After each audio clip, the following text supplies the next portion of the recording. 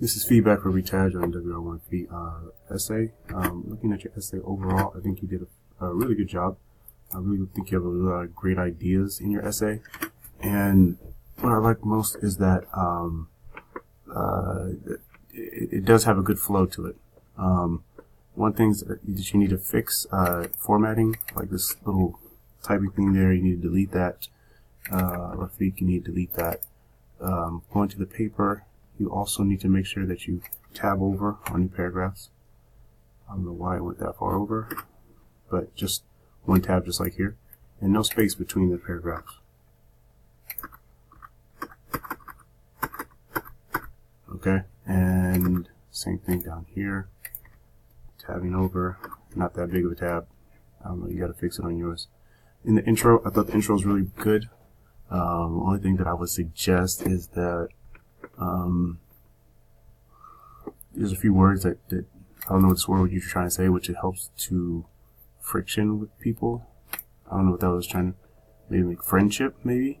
I really like this line here, but with these reasons remain the same effects. I think this would be something if you flipped it and said with these causes, it still has, or with these effects, they're still the same reasons, and then put it down here closer to your topic, your thesis sentence, so that you're talking about all these causes, and then with all these causes, you still get the same effects. And so this essay will focus on the causes. I'm sorry, with these effects, they'll still remain the same causes, and then you go into those effects. All right, topic sentence here looks good, but the topic sentence on the second paragraph is not good.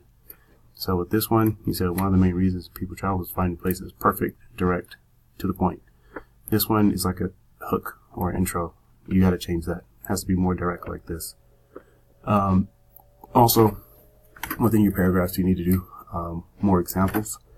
And what do I mean here is, I think you have great ideas. Every country has its own places according to their style. So maybe not an example here.